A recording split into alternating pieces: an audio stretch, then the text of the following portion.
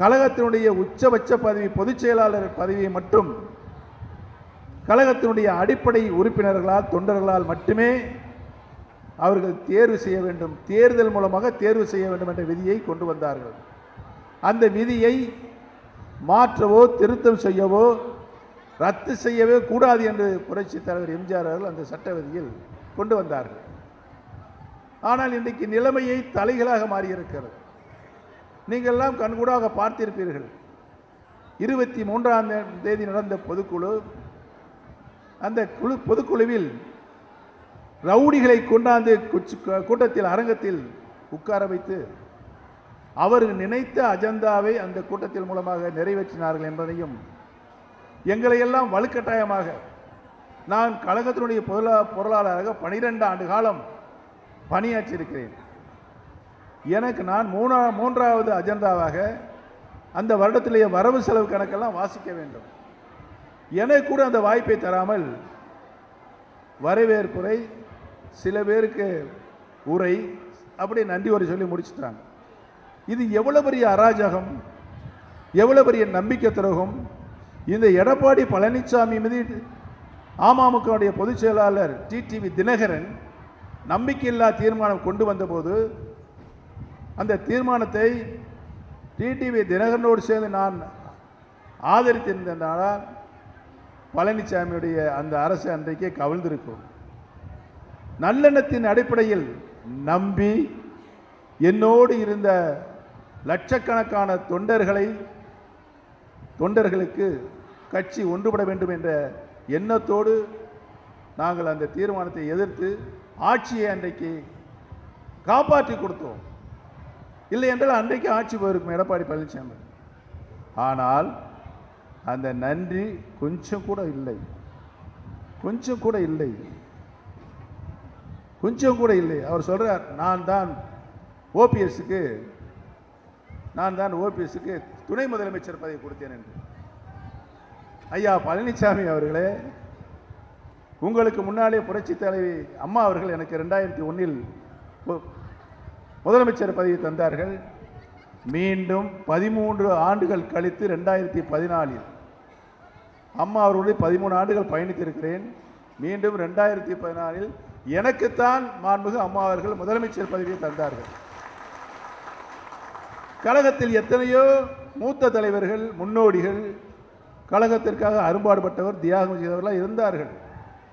அவர்களை நான் குறைத்து மதிப்பிடவில்லை. ஆனால் புரட்சி தலைவி மாண்புமிகு அம்மா அவர்கள் என்னைத்தான் முதலமைச்சராக தேர்வு செய்தார்கள், நியமனம் செய்தார்கள்.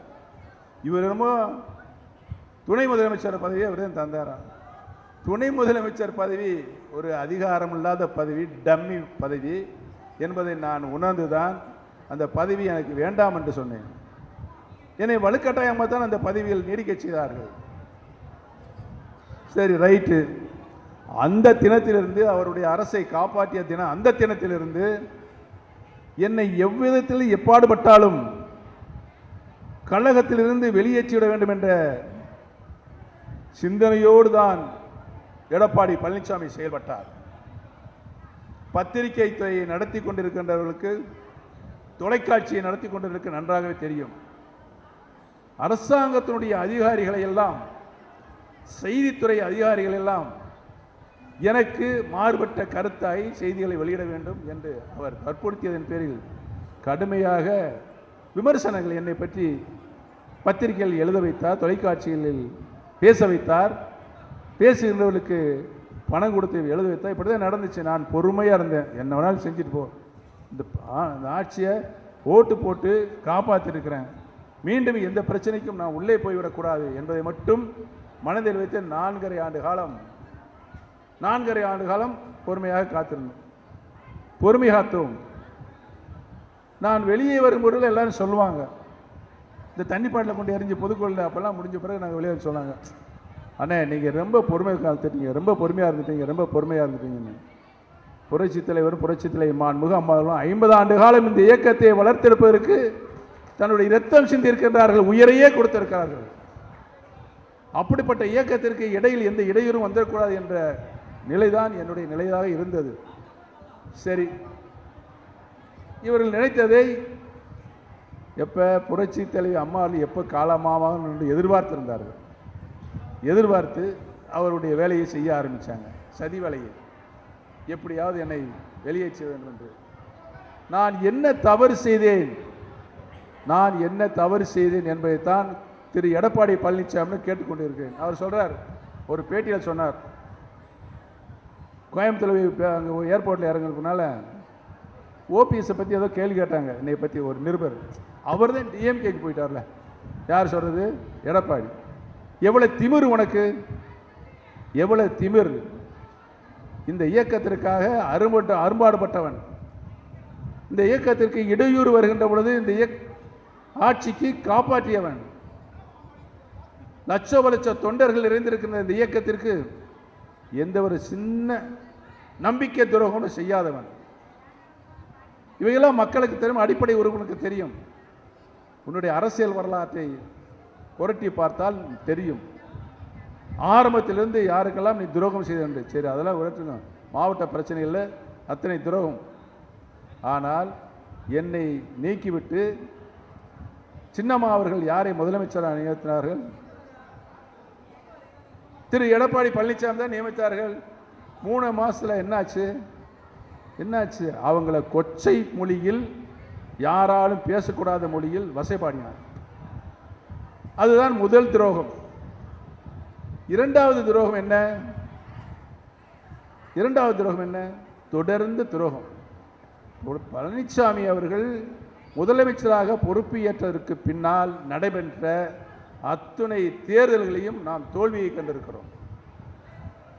ஊரக உள்ளாட்சி தேர்தல் தோல்வி, நகர்ப்புற உள்ளாட்சி தேர்தல் தோல்வி, சட்டமன்ற பொதுத் தேர்தல் ஆட்சி இழந்துட்டோம்.